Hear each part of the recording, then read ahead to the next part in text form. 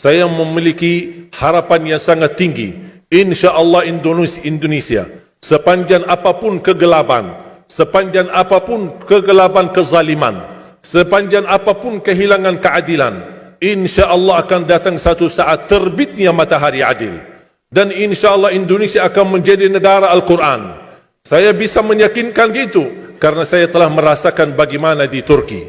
Turki negara sekuler yang ratusan tahun serangi Islam, ratusan tahun menabaikan Islam, tidak boleh kumandangkan azan dalam bahasa Arab, tidak boleh ada rumah tahfiz, tidak boleh ada pesantren, tidak boleh belajar agama, tidak diberikan anak-anak kita bisa belajar dengan sendirinya Al-Quran. Semuanya dilarang dengan keras, bahkan terancam orang-orang yang melanggar aturan itu.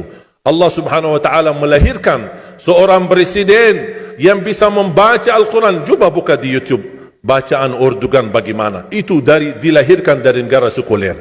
Saya bisa meyakinkan InsyaAllah 1 juta menghafal Al-Quran.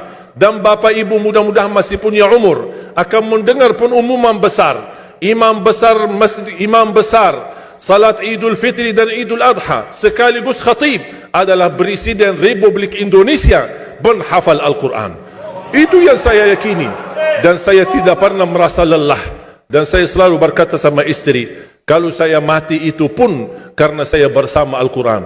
Wallahi jamaah sekalian, yang bersama Al-Quran tidak akan merugi. Berkah rizkinya, berkah umurnya, terjamin kebahagiaan. Allah subhanahu wa ta'ala hanya minta satu, berkenan bersama Al-Quran di dunia. Apa yang kita dapat? Apa yang akan dibalas?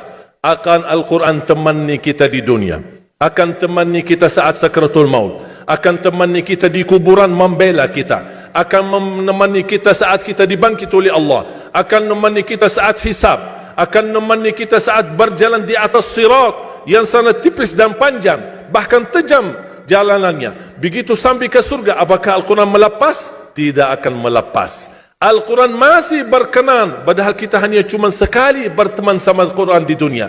Dia begitu luar biasa panjangnya bertemanan sama kita sampai ke surga. Bahkan akan temani kita masuk surga. Sebagaimana bersabda SAW, yuqalu liqari'il Quran, ahlul Quran di dunia yang kesibukannya baca, kesibukannya hafal, tidak membuangkan waktu sia-sia, selalu bersama Al-Quran. Allah suruh dia, bacalah dalam surgamu, naik derajatmu. Baca, naik lagi, tambah lagi baca, naik lagi. Sampai di posisi mana pun anda berhenti baca, disitulah posisimu di dalam surga. Bagaimana kata Siti Aisyah di riwayat Imam Muslim, jumlah tingkatan-tingkatan dalam surga Allah sesuai jumlah ayat Al-Quran. Oleh karena itu tidak ada yang lebih tinggi di dalam surga Allah daripada Ahlul Quran. Cukuplah bahagia Ahlul Quran ketika di hari kiamat dipanggil, semua manusia dibangkitkan oleh Allah. Malaikat memberikan pengumuman, mana Ahlul Quran? Berdiri, rapat, berdekatan. Mereka maju, mau bawa kami ke mana? Kalian terpilih menjadi orang yang terdekat sama Allah. Karena Ahlul Quran adalah keluarga Allah subhanahu wa ta'ala. Bukan hanya kita sendiri yang mendapatkan anugerahnya dan manfaatnya.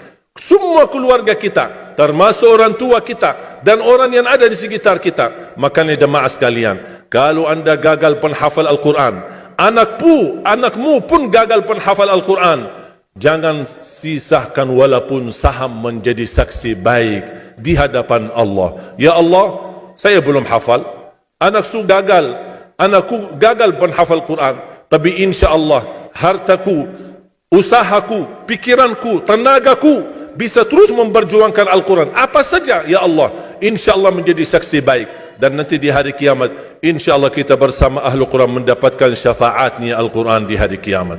Kita sangat membutuhkan ayat-ayat yang dikumandangkan ketika meninggal dunia.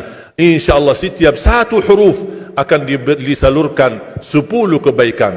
Mudah-mudahan semua yang hadir diberikan kemuliaan dan keanugerah dari Allah menjadi Ahlul Quran, penghafal Al-Quran, penghayati Al-Quran, para pencinta Al-Quran, berakhlak-akhlakul Quran. Ya Allah, aku mohon atas izin-Mu ya Allah, kami bersama-sama bertemu di masjid ini. Berilah kepada kami kemuliaan bersama-sama bersama Ahlul Quran, di dalam surgamu ya Allah, ya Dzal Jalal wal Ikram, ya Arhamar Rahimin, ya Arhamar Rahimin.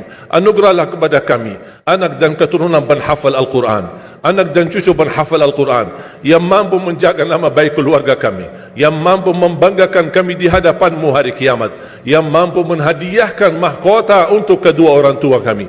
Birahmatika ya Arhamar Rahimin. Ya Allah, maafkan kalau kami tidak berhasil menjadi penghafal Al-Quran.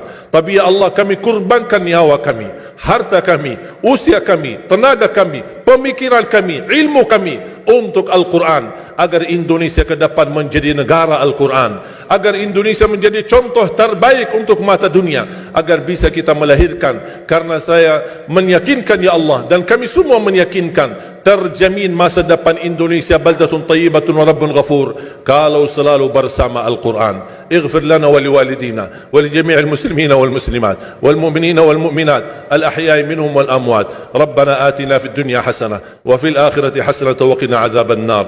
وصلى الله على سيدنا ونبينا محمد وعلى آله وصحبه وبارك وسلم والحمد لله رب العالمين. سبحانك اللهم وبحمدك.